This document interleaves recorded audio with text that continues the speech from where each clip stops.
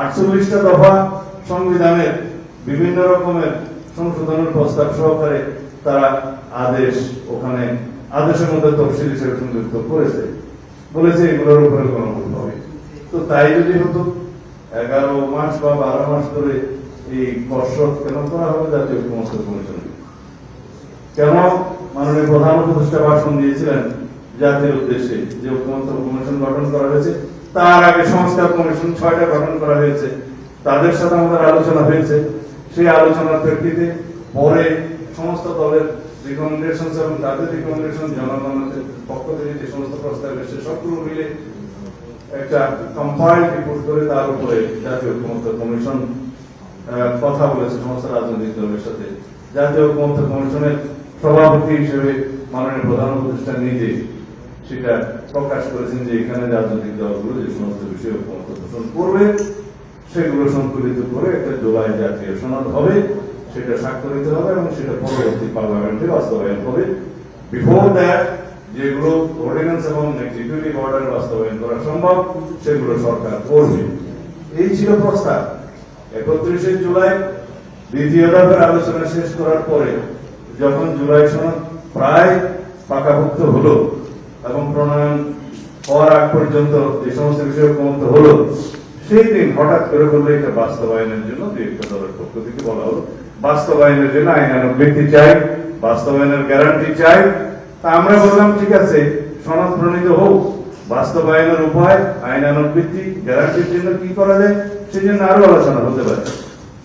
তারপরে আমরা আলোচনায় অংশগ্রহণ করলাম, আরো অনেকদিন আলোচনা হলো, আলোচনার পরে নির্ধারিত হলো, আমি প্রস্তাব দিয়েছিলাম আমাদের দলের পক্ষ থেকে যে এই জুলাই জাতীয় সনদ প্রণীত হোক, সেটা বাস্তবায়নের জন্য আমরা একটা প্রজ্ঞাপনের মধ্যে দিয়ে গেজেট নোটিফিকেশন করতে পারি, তার ভিত্তিতে এগুলো গ্রহণ করার পক্ষে যাতে আছে কি নাই, জুলাই জাতীয় সনদ যেভাবে প্রণীত হয়েছে সেই একটি প্রশ্নের গণভোট হতে পারে, একই দিনে হতে পারে।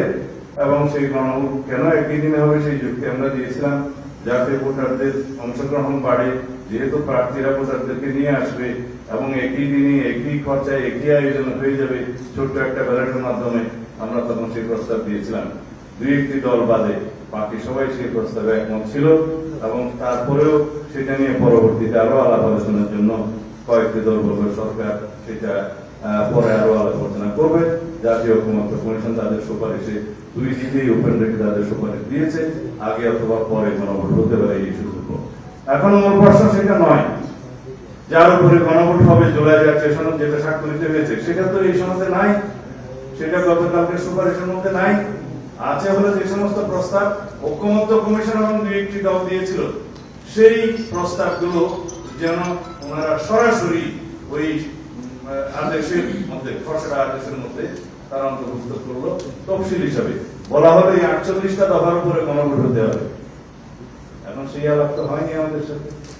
ঐক্যমত্য কমিশন ঐক্যমত্য হয়েছে with note of dissent certain points, যে সমস্ত রাজনৈতিক দলগুলো এই সমস্ত নোট অফ ডিসেন্ট দিয়েছে সেই সমস্ত নোট অফ ডিসেন্ট গুলো তারা ইশতেহারে, নির্বাচনী ইশতেহারে উল্লেখ করবে। আপনারা দেখুন সেই 56 বই যেটা আছে সেই ইশতেহারে উল্লেখের পরে যদি জনগণের ম্যান্ডেট প্রাপ্ত হয় সেগুলো তারা সেভাবে বাস্তবায়ন করবে। তো জাতীয় ঐক্যমত্য কমিশনের উদ্দেশ্য ছিল ঐক্যমত্য প্রতিষ্ঠা করা।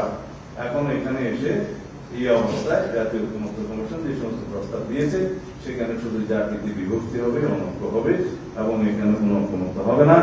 এর ভিত্তিতে তারা কি অর্জন করতে চায় আমরা জানি না। এবং যে সমস্ত প্রস্তাব নির্বাচন কমিশন থেকেও একটা অধ্যাদেশ আরপিওতে এসছে তাতেও আমরা লক্ষ্য করেছি যে উদ্দেশ্যমূলক ভাবে নির্বাচন সংস্কার সংক্রান্ত কমিশনের একটি অনালোচিত প্রভিশন সেখানে অন্তর্ভুক্ত করে আরপিও অর্ডিন্যান্সটা পাস হয়েছে, সেটা এখন অর্ডিন্যান্স হওয়ার অপেক্ষায় আছে। যেমন জোটভুক্ত যে কোনো রাজনৈতিক দল তাদের স্বাধীনতা ছিল নিজস্ব প্রতীকে অথবা জোটের যে কোনো প্রতীকে নির্বাচন করতে পারত। হঠাৎ করে তারা একটা গণতান্ত্রিক পদ্ধতিতে বলে দিল যে জোটভুক্ত হলেও তাদের নিজস্ব প্রতীকে নির্বাচন হতে হবে। দেখলাম আরেকটা রাজনৈতিক দল তাকে সমর্থন করে যাচ্ছে। এটা পক্ষপাতমূলক আচরণ আমরা আশা করি না।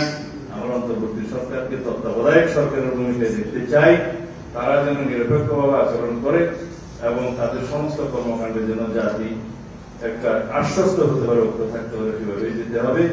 আমরা তাদের ঐক্যমত্য কমিশনের এবং সরকারের বিভিন্ন পদক্ষেপে আজকে এখানে এসে হতাশা ব্যক্ত করছি।